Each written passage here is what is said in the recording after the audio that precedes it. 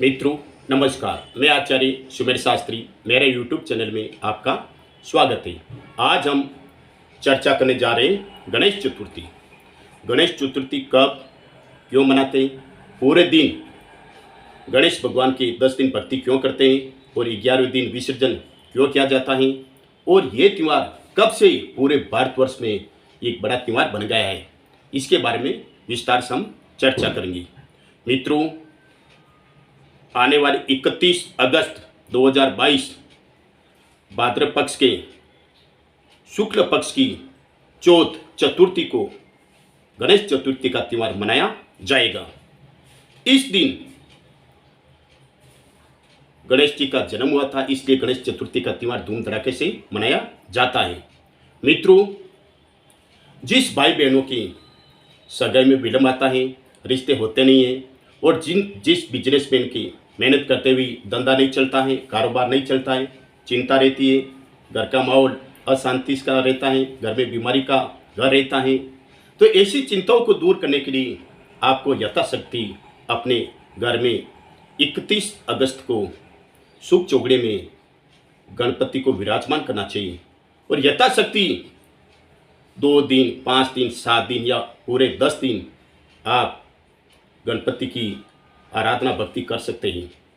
और ये गणपति से दुआएं कर सकते हैं कि हे गणपति दादा, जो मैंने विचारा है मेरे कार्य सफल होगा, तो अगले वर्ष भी आपको 2 दिन, 5 दिन, 7 दिन मेरे घर में विराजमान करूंगा। तो गणपति देव आपकी अवश्य मनोकामना पूर्ण करेंगे और आपके सब कष्ट दुख पीड़ा हर लेंगे और आपको हर कार्य में लाभ देंगे।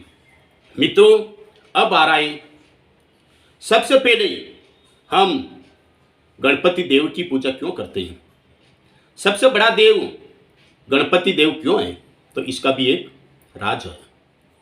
मित्रों, पूरा ब्रह्मांड सृष्टि में सभी देवता इकट्ठे हुए और कहा कि सबसे बड़ा देव कौन सा है और सबसे पहले किस देव की पूजा होनी चाहिए।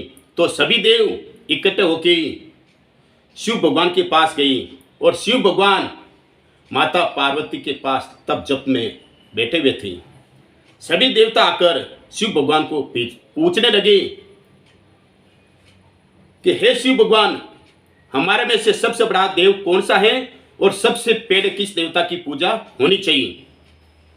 शिव भगवान आश्चर्य में पड़ गए, किसको बड़ा बताइए, किसको छोटा बताइए।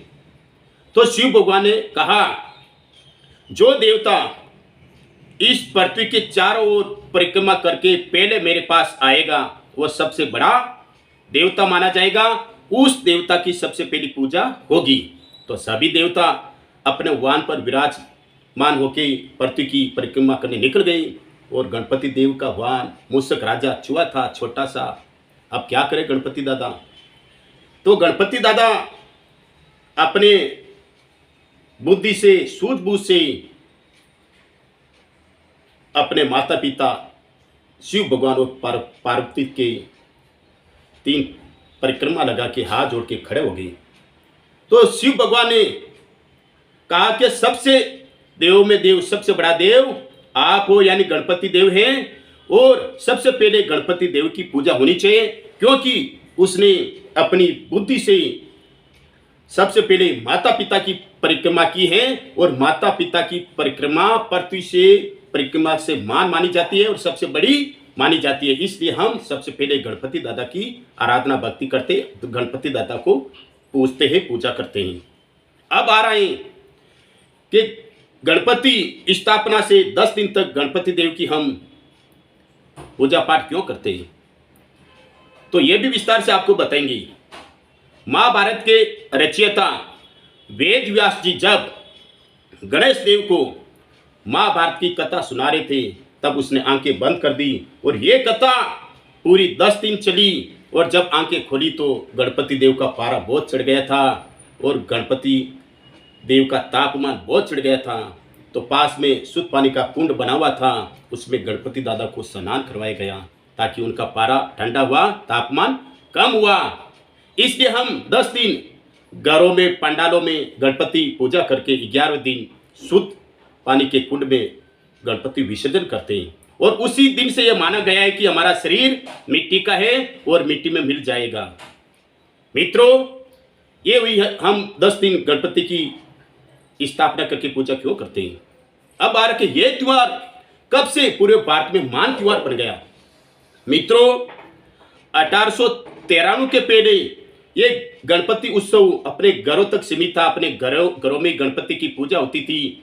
और 1893 के बाद जब बाल गंगाधर तिलक ने ब्रिटिश सरकार के खिलाफ स्वराज की मांग कर दी और कहा स्वतंत्रता सिद्ध मेरा जन्म सिद्ध अधिकार है, और सभी नागरिकों को इकट्ठा किया, और वो तिथि गणेश चौथ थी और बहुत बड़ी संख्या में नागरिक इकट्ठे हुए और उस दिन से पूरे देश में ये गणपति उत्सव धूम धड़ाके से मनाए जाने लगा। और फिर घरों तक सीमित नहीं, फिर सोसाइटी पंडालों में और बड़े बड़े स्थानों पे गणपति की मोटी मोटी मूर्तियां लगा के बड़ा त्योहार धूम धड़ाके से मनाया चालू हो गया। तो मित्रों, अपनी कार्य सिद्धि के लिए, आपके रुके हुए कार्य को सफल करने के लिए जरूर 31 अगस्त को अपने घरों में गणपति की स्थापना करके पूजन कीजिए।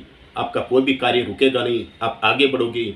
आपकी संतान की सगाई में विलंब आ रहा है तो आपकी संतान की सगाई हो जाएगी। आपका कारोबार चारों दिशा में बढ़ेगा और आप चिंताओं से मुक्त हो जाओगे और आपके घर में खुशी ही खुशी आएगी। और गणपति दादा आपके घर में रिद्धि सिद्धि का भंडार करेंगे और अन्न धन का भंडार करेंगे और रुपये पैसे धन दौलत की बारिश करेंगे। नमस्कार।